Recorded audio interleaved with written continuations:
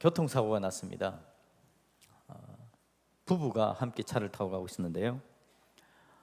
교통사고가 제법 크게 났습니다. 그걸 보고는 옆에 있는 사람들이 달려갔습니다. 그랬더니 남편이 이야기하기를 남편은 정신을 차리고 있으면서 내 아내가 지금 정신을 잃고 문제가 많은 것 같으니까 내 아내를 좀 먼저 돌봐달라고 그렇게 이야기하죠. 그래서 사람들이 와서는 그 아내를 차에서 끌어내고 하면서 많은 시간들을 보내면서 아내를 호송해서 보냈습니다. 그리고 나서 이제 사람들이 남편에게 와서 남편을 돌봐주려고 하는데 보니까 남편은 죽어 있었습니다.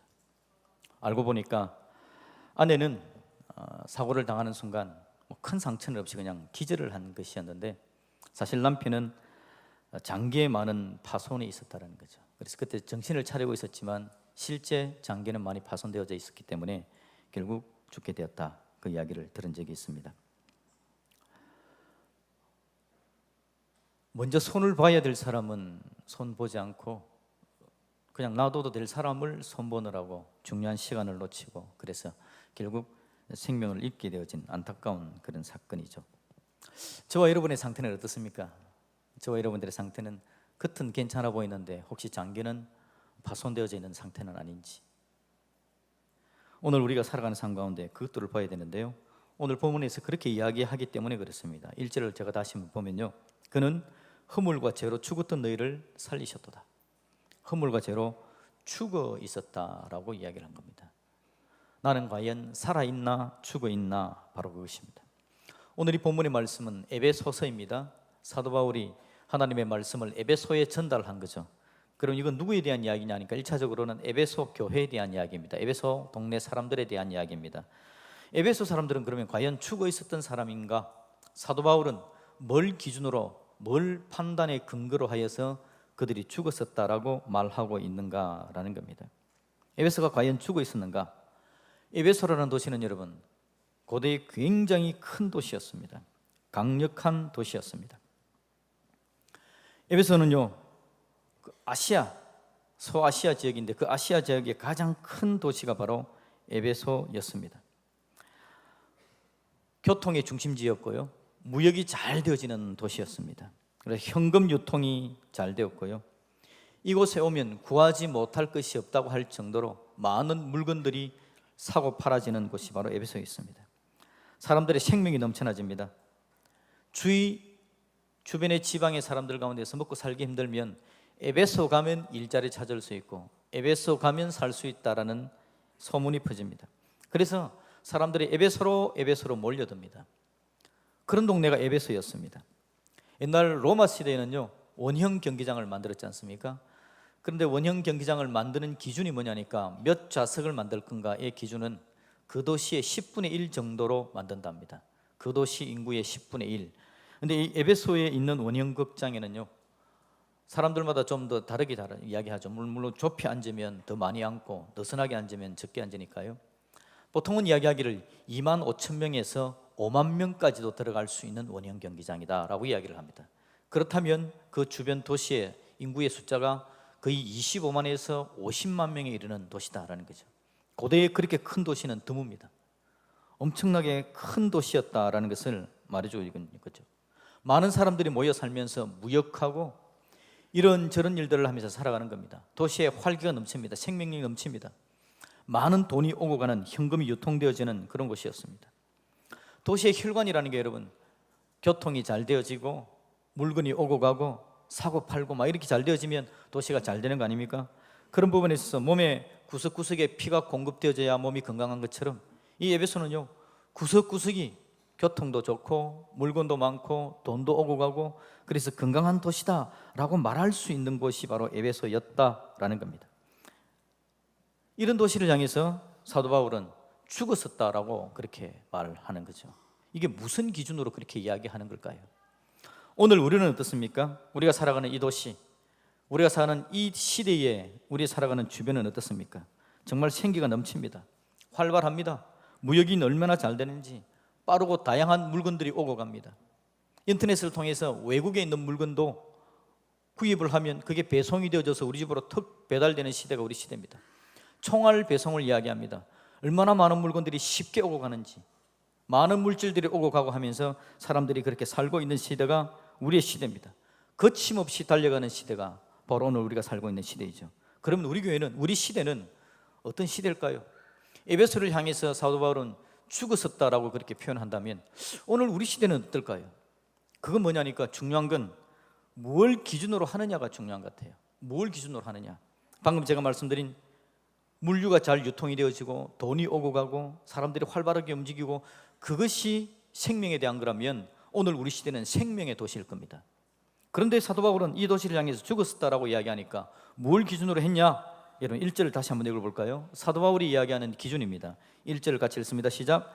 그는 허물과 죄로 죽었던 너희를 살리셨도다. 아멘. 사도 바울의 기준은 뭐라고요? 허물, 죄입니다. 허물과 죄. 사도 바울이 이야기하는 것은 한 도시가 죽는 건 물류가 제대로 유통되어지지 않아서 죽는 게 아니라 죄와 허물 때문에 죽는 것이다 라고 그렇게 말을 해주고 있는 거죠. 이게 여러분 성경적인 관점입니다. 오늘 우리 도시는 그럼 어떻습니까? 물류가 유통되는 걸 가지고 이야기하는 게 아니라 죄와 허물이라는 관점을 가지고 우리 도시를 본다면 오늘 우리가 살고 있는 이 시대는 과연 죽었습니까? 살았습니까? 나는 죽어 있습니까? 살아 있습니까? 우리 곁에 있는 사람들은 죽어 있습니까? 살아 있습니까? 라는 겁니다. 죽어 있음에도 불구하고 살아 있는 것처럼 느낀다면 제가 서두에 말씀드린 그 교통사고 난 남편처럼 죽어감에도 불구하고 손을 쓰지 않아 죽어버리게 된 것처럼 오늘 우리 시대가 과연 어떤 시대인가, 죽어 있는가, 살아 있는가 제대로 판단하지 않아서 그냥 방치함으로 말미암아 죽게 된다면 얼마나 안타까울까요? 오늘 우리는 우리 시대를 잘 살펴야 합니다. 우리 시대가 죽어 있는지 살아 있는지. 이게 오늘 중요한 거죠. 의학적으로는요, 폐가 심장과 뇌가 정지하는 거 심정지라 그러죠. 그러면 죽었다라고 이야기합니다. 근데 정확하게 오늘 우리 하나님은요, 죄와 허물이 인생을 죽인다라고 정확하게 말씀해 주고 있다라는 거죠. 이 관점으로 우리는 우리 스스로를 바라볼 수 있어야 된다라는 겁니다. 사실 여러분, 오늘 사도 바울이 이 도시를 향해서 죄와 허물로 죽었다라고 이야기하는 것은 바로 이 죄와 허물의 관점입니다. 이 도시는요, 아르테미스라는 신전이 엄청나게 크게 세워져 있습니다. 성경에는 아데미 신 그렇게 이야기하는 아르테미스 신전요, 엄청나게 세워져 있어가지고요, 여기에 종사하는 사람들이 많습니다. 아르테미스 신전의 그 신상 조그맣게 만들어서 각 가정마다 팔아서 먹고 사는 사람들, 그 신상을 유통하는 사람들, 그 신전에 고기를 대는 사람들, 그 신전 중심으로 많은 경제가 움직여가고 있는 거죠. 그래서 모든 사람들이, 그 도시의 사람들은 아르테미스 신을 중심으로 그렇게 살아가는 겁니다. 그런데요, 이 아르테미스 신은 풍요의 신이라고 이야기합니다. 그래서 보면 그 신상을 보면요, 유방을 2개만 있는 게 아니라 여성상인데 수십 개의 유방을 그렇게 붙여놓고 있습니다. 풍요로움을 이야기하는 거죠. 그래서 이게 여러분 아르테미스 신을 우리가 구약시대의 바알과 아세라 신으로 생각하면 참 이게 이해하기가 쉬운데요, 바알과 아세라를 여러분 한번 생각해 보시면 바알과 아세라도 풍요의 신 아닙니까? 농사를 잘 되게 한다는 거죠. 그런데 바알과 아세라를 섬길 때에 신전에 있는 신녀들의 역할은 뭐냐니까, 그 당시 사람들의 생각 속에 신이 활동을 하면, 생산적인 활동을 하면 이 땅의 농사도 잘 된다라는 생각을 가지고 있는 거죠. 그래서 신을 섬기는 신녀들이 하는 역할은 뭐냐니까 창녀입니다. 창녀. 그곳에 가서 음행을 하는 거죠, 신전에서. 그러면 신이 그걸 보고는 신들도 마음에 그런 마음이 생겨서 생산적인 활동을 하게 되어지면 그 땅이 풍요롭게 되어진다, 농사가 잘 된다라는 생각이었다는 거죠. 아르테미스 신전이 크게 세워져 있는 겁니다. 그래서 그 큰 신전 안에 그 신을 섬기는 여자들의 역할이 바로 그런 역할이었고, 많은 남자들이 그곳으로 가는 겁니다. 그리고 부지런히 그 활동을 하는 거죠. 그러면 아르테미스 신이 많은 것들을 내려서 도시가 풍요롭게 된다라는 거죠. 아르테미스 신을 섬기는 거죠, 우상을 섬기는 것이기도 하지만 도덕적으로도 얼마나 음욕으로 가득 찬 도시였는지 모른다라는 겁니다. 그런 관점에서 사도 바울이 너희들은 죄와 허물로 죽었던 도시다라고 이야기를 하는 겁니다. 그들 마음에 여러분 욕심으로 가득 차 있습니다. 타락으로 가득합니다. 부자들은 많은 부를 축적을 하는 거죠. 그 많은 부를 축적하면서 교만해져 가는 겁니다. 쾌락적으로 달려가는 겁니다. 물질 만능의 시대입니다. 가진 자는 더 가지려고 욕심을 가지고 없는 자들은 비굴하게 살아가는 땅이 바로 그곳이었습니다. 이 도시가 바로 에베소였다라는 거죠. 여러분, 물질 만능, 많은 물질이 넘쳐나지고 먹고 살 게 많고 돈이 많으면 생명이 있다, 그 이야기를 성경은 하지 않습니다. 생명은 그것과 상관이 없는 겁니다. 그것은 오히려 도시를 무너뜨리는, 도시를 죽이게 만드는 중요한 원인이 되었다라는 거죠. 오늘 우리의 도시는 어떤 관점으로 봐야 합니까? 우리가 살고 있는 도시는 생명이 넘치는 도시입니까? 아니면 사망이 넘치는 도시입니까? 오늘 사도 바울의 관점으로 허물과 죄로 너희들이 죽었다라고 이야기를 한다면, 오늘 우리는 우리의 허물과 죄는 얼마만큼입니까? 우리는 얼마만큼 하나님 앞에 서 있고 허물과 죄의 문제를 해결하면서 하나님 앞에 달려가는 믿음의 백성이 되느냐라는 거죠. 여러분, 싱크홀이라는 게 있지 않습니까? 그거 뭐냐니까, 길이 번듯합니다. 차들이 지나다닙니다. 근데 그 안에는 흙들이 조금씩 빠져나가기 시작하죠. 땅속에 있는 지하수의 흐름이라든지 아니면 송수관의 흐름이라든지 그것들 때문에 그 땅에 흙이 조금씩 빠져나가는 겁니다. 근데 갑자기 땅이 꺼져버리는 거죠. 최근에도 가로 세로 3m 정도 되는 싱크홀이 생겨서 길바닥이 그냥 환하게 비었다라는 제가 기사를 보았습니다. 마침 지나가는 차가 없었기 때문에 아무도 다치지 않았지만, 싱크홀, 겉으로 보기에는 번듯한 길인데, 아스팔트 길인데 그 밑에 있는 기초는 다 썩어 문드러져 버린 겁니다. 다 사라져 버린 거죠. 곧 무너질 직전의 상황. 그럼에도 불구하고 사람들은 그것이 무너질지를 모르고 그 위를 왔다 갔다 하는 위험한 상황, 싱크홀입니다. 여러분, 우리 하나님께서 우리에게 은혜를 주셔서 저와 여러분들이 살아가는 삶이 우리 내면을, 우리 스스로를 제대로 볼 줄 아는 하나님의 사람으로 설 수 있기를 주님의 이름으로 축복드립니다. 실제 여러분, 지금 아테네에 가보면요, 아테네의 그 고대 유적이 그냥 다 무너져 있습니다. 완벽하게 무너졌던 것들을, 돌들을 하나씩 끄집어내가지고 다시 쌓아놓고 있습니다. 그래서 관광객들을 모집하고 있는 거죠. 그 도시가 완벽하게 무너져 버렸습니다. 이유가 뭔지 압니까? 엄청난 지진이 온 게 되진 겁니다. 엄청난 지진이 왔어요. 25에서 50만이나 살았던 그 도시가 완벽하게 무너져 버린 겁니다. 원래 에베소라는 도시는 배를 타고 들어가는 항구 도시였습니다. 배를 내리면 엄청나게 넓은 대리석으로 깔린 도시가 있는 겁니다. 그 가운데를 장사꾼들이 올라가고 왔다 갔다 하는 그런 길이 있습니다. 그리고 그 길 끝에는 항구가 있고 배들이 닿는 항구가 있어야 되는데, 지금 가보면요, 바다로 가려면, 그 도시에서 바다로 가려면 30분이나 차를 타고 나가야 바다가 나오는 겁니다. 이유가 뭐냐니까, 지진 활동에 의해서 그 땅이 그냥 위로 솟구쳐 오른 겁니다. 그래서 바다가 저 멀리 가 있는 상황이 되어진 거죠. 이 에베소는 두 산 곁에 안에 만들어졌던 도시였는데 두 산이 안으로 찌그러져 들어왔답니다. 그러면서 이게 함께 올라온 거죠. 도시가 완벽하게 무너져 버렸습니다. 그 엄청난 돌로 만들어진 도시가 밑에서부터 지진 활동이 일어나서 그렇게 무너져 버릴 줄 어떻게 알았냐는 거죠. 지진이 있었기 때문에 너희가 죽었다라고 이야기하는 거 아닙니다. 지진은 나중에 일어났던 일이고요. 사도 바울이 이 이야기를 할 때는 그들은 지진이 있어서 죽었던 도시가 아니라 죄와 허물 때문에 죽었던 도시라는 겁니다. 여러분, 지진보다 더 무서운 게 죄와 허물입니다. 우리 인생 가운데요, 지진이 일어나면 지금은 지진을 예측할 수도 있고 지진대가 아닌 곳으로 옮겨 살면 되지요. 떠나 살면 되지 않습니까? 이번에도 강력한 태풍이 불어오는데 일본 땅 보니까 국민들에게 엄청난 광고를 하고 빨리 피하라고 이야기하고요. 그래서 많은 사람들이 엄청난 홍수가 왔음에도 불구하고 많은 사람이 생명을 잃지 않고 피해 나간 뉴스를 제가 오늘도 봤습니다. 엄청난 홍수가 왔음에도 불구하고 과학이 발달해서 미리 예측하고 피하면 됩니다. 지진이라도 피하면 됩니다. 그런데 죄와 허물은 피할 데가 없습니다. 죄와 허물의 문제는 피할 데가 없습니다. 사람들은 죄 때문에 죽습니다. 성경은 그렇게 이야기하죠. 죄의 값은 사망이다. 죄 때문에 사람들이 다 죽는 겁니다. 100살까지 사는 분이 계실지 모르지만 누가 빨리 죽느냐 늦게 죽느냐의 문제이지 모든 사람은 죽게 되어져 있습니다. 성경은 이야기하죠. 한 번 죽는 것은 사람에게 정해진 것이다. 그 외에는 뭐가 있다고요? 심판이 있답니다. 그 심판 때에 죄와 허물 때문에 죽었던 사람은 멸망될 수밖에 없다는 걸 성경은 우리에게 정확하게 이야기하고 있다는 거죠. 오늘 우리에게 중요한 건 내가 지금 죄와 허물의 위에 서 있는 사람인가? 내 기초는 든든한가? 나는 죄와 허물의 문제를 해결한 사람인가? 아니면 그렇지 않은 사람인가? 그게 문제인 거죠. 오늘 저와 여러분에게 우리 하나님께서 은혜를 주셔서 우리의 서 있는 곳이 든든하게 은혜롭게 허물어져 무너지는 것이 아니라 하나님의 능력을 경험하는 복된 장소가 되기를 주님의 이름으로 축복드립니다. 우리 하나님이 우리를 사랑하십니다. 우리를 든든하게 세워주기를 원하시는 거죠. 표면의 자리를 잘 잡고 있는 게 중요한 게 아니라 내 내면이 어떻게 되느냐가 중요하다라는 겁니다. 여러분, 내면에 있는 죄와 허물은요, 우리의 삶을 심각하게 허물어가고 있습니다. 우리의 삶을 심각하게 문제가 나타나지게 만듭니다.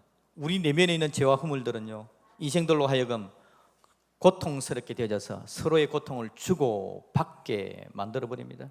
내 안에 있는 문제가 내 곁에 있는 사람을 힘들게 만듭니다. 그의 문제가 나를 어렵게 만듭니다.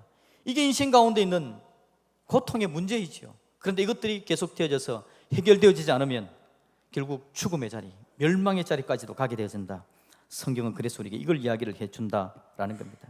여러분, 인생은 죄와 허물로 무너져 버립니다. 누구든 지옥 가는 사람들이 있습니다. 지옥 가는 이유는 단 하나입니다. 돈이 적어서 가는 그런 거 아닙니다. 돌을 많이 못 닦아서 그런 거 아닙니다. 지옥 가는 이유는 단 하나, 죄가 있기 때문에 지옥 가는 겁니다. 죄 있는 인생은 멸망된다라고 성경은 틀림없이 이야기합니다. 죄 있는 인생의 밑에 기초는 전혀 없다, 허물어진다라고 이야기를 하고 있는 거죠. 사람들은 다 죄를 가지고 있는 존재입니다. 이 죄의 문제를 해결하신 분이 누구시라고요? 바로 우리 주 예수 그리스도이신 줄로 믿습니다. 1절을 다시 한번 읽어봅시다. 1절 다시 읽습니다. 시작. 그는 허물과 죄로 죽었던 너희를 살리셨도다. 아멘. 여기서 그가 누굽니까? 1장 앞으로 가보면요, 이분이 예수 그리스도라고 우리에게 이야기를 합니다. 예수 그리스도, 그분이 허물과 죄로 죽었던 너희를 살리셨도다. 이 이야기는요, 에베소 교회에만 해당되어지는 이야기가 아닙니다. 우리 모든 인생들에게 해당되어지는 이야기입니다.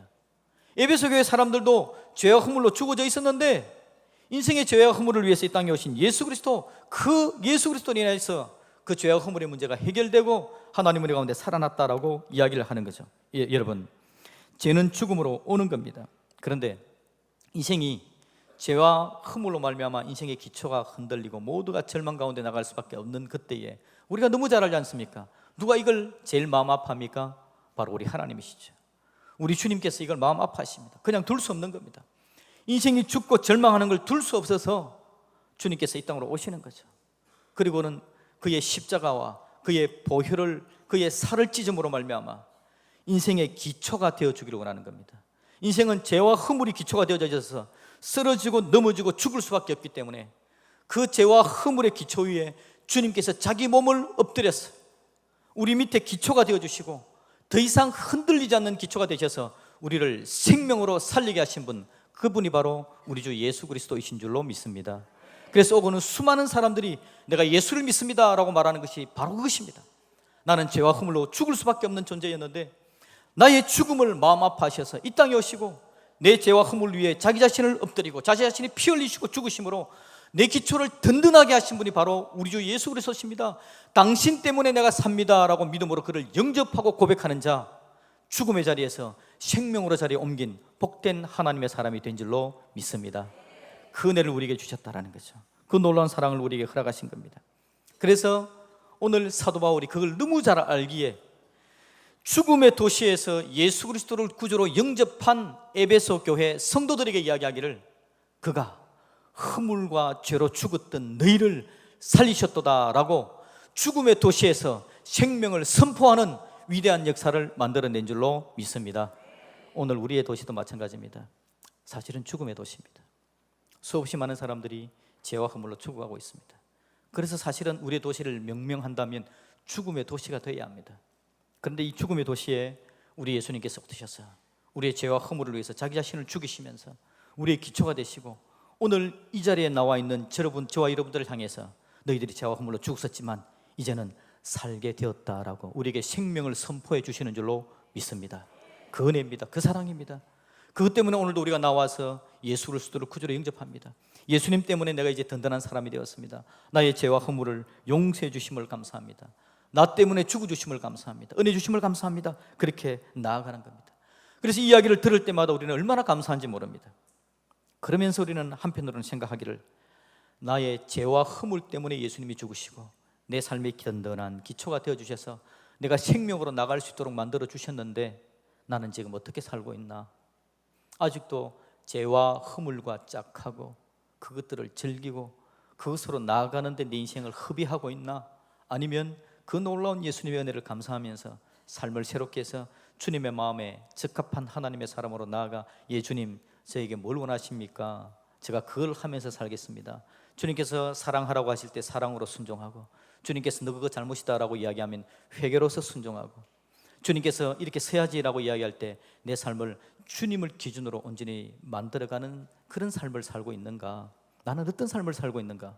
우리 자신을 돌아볼 수 있기를 주님의 이름으로 축복드립니다. 여러분, 우리 안에는 지금 예수 생명이 흘러나오고 있습니다. 예수 생명을 우리 예수님께서 오늘 우리에게 심어주신 겁니다. 예수를 구주로 영접한 자마다 예수 생명을 붙들고 달려가는 사람들이 되어진 거죠. 그래서 우리는 죽을 자가 아니라 살 자로서 살 수 있기를 주님의 이름으로 축복드립니다. 죽을 자로 사는 건 뭐를 가지고 사는 겁니까? 이 땅에 넘쳐나지는 사람들이 생각할 때에 생명이라고 이야기하는 것, 그걸 붙들고 사는 것이 죽을 걸 붙들고 살아가는 겁니다. 에베소 사람들처럼 물류가 잘 유통되어집니다. 돈이 잘 흘러갑니다. 직장이 있습니다. 먹을 것이 있습니다. 풍성합니다. 그래서 내가 삽니다 라고 이야기하는 게 아닙니다. 이건 나를 죽게 만드는 것이다. 그런데 내 안에 예수 그리스도가 계시고 그 예수 그리스도가 나를 살렸기 때문에 이 땅 살아가면서 물류를 만들고 경제를 만들고 이 땅에서 살아가지만 이것들을 가지고 욕심은 부리고 살아가는 게 아니라 하나님 은혜 가운데 겸손히 무릎 꿇고 하나님 이렇게 살 수 있도록 도와주신 것 감사합니다. 내 삶에 물질도 주시고 경제도 주시고 가족도 주시고 여러 가지 일들을 주시는 것 감사합니다. 그런데 내가 이것만 붙들고 달려가는 인생이 아니라 하나님의 은혜를 깨닫고 나에게 주신 것을 하나님을 위해서 사용하고 욕심 부리지 않고 주의 사람들을 돌아보고 생명을 나누는 자로 살겠습니다. 그렇게 고백하는 믿음의 백성이 되기를 주님의 이름으로 축복드립니다. 우리 주님은 오늘 우리들을 그렇게 살라라는 겁니다. 우리가 여러분 우리 삶을 돌아보니까 그는 허물과 죄로 죽었던 너희를 살리셨다. 감사합니다. 내가 살아났군요. 감사하고 돌아보니까 주님께서 하시는 일이 눈에 보이는 겁니다. 주님이 하시는 일은 죄와 허물로 죽은 자를 살려내는 일을 주님께서 하시는 거죠. 그러면서 그 위대하신 주님의 일을 오늘 우리에게 맡기시고 가신 겁니다. 그래서 그리스도인 된 자들, 그 놀라운 사랑과 은혜를 경험한 자들은 예, 주님 알겠습니다. 그 사랑을 충분하게 누립니다. 그 생명을 충분하게 내 삶 속에 가득 채웁니다. 그리고 이 사랑을, 이 생명을 저도 전하면서 살겠습니다. 내 곁에 있는 사람들, 죄와 허물로 죽어가는 사람들이 있습니다. 잘 모르고 인생에 흘러가는 물류를 손에 쥐고는 생명이다라고 생각하면서 그들이 죽어가는 것들을 모르고 죽음의 자리로 가고 있는 그들을 향해 하나님, 내가 나아가 그들 밑에 엎드리겠습니다. 십자가 연회로 엎드리겠습니다. 그들의 죄와 허물을 내가 감사 안겠습니다. 예수님의 보혈의 은혜를 의지하면서 그들도 예수님 믿게 하겠습니다. 그래서 예수님의 능력으로 그들을 살리는 믿음의 삶의 역할을 제가 감당하고 나가겠습니다. 그게 여러분 오늘 저와 여러분들이 해야 될 우리의 사명입니다. 오늘 은혜를 안다면, 은혜를 기억한다면 은혜를 충분히 누리시고 감사하시고 나가서 사명을 감당할 줄 아시기를 주님의 이름으로 축복합니다. 그러면 여러분은 주어지는 게 있습니다. 그거 모르고 살아가면요, 내가 생명이 있는 것도 모르고 흘러가는 물질을 가지고 살아가는 겁니다. 물론 하나님께서 우리를 사랑하셔서 우리가 잘 모르고 그렇게 미숙하게 살아도 우리를 하나님의 구원의 백성으로 삼았기 때문에 천국은 데려가시겠죠. 그런데 이 땅에 살면서 하나님의 뜻이 어떻게 흘러가는지는 모르고 사는 겁니다. 이 땅에 살면서 내가 하나님 나라 백성인지도 모르고 이 땅의 것에 취하여서 내 인생을 허비하는 인생으로 살아가게 될 겁니다. 그런데 우리 마음에요, 하나님 주신 은혜를 감사하는 마음이 생기면서 이걸 전할 마음이 생기면 예수 생명이 내 안에 넘쳐나진 걸 보게 되어지면서 하나님 안에서요, 기쁨으로 이 땅에서 능력이 있게 살아가는 은혜가 나타나게 될 줄로 믿습니다. 여러분, 우리에게 주어져 있는 것 하나님 앞에서 겸손하게, 그리고 실망도 하지 않고 주님을 온전히 바라볼 줄 아는 저와 여러분이 되어지기를 주님의 이름으로 축복드립니다. 아멘.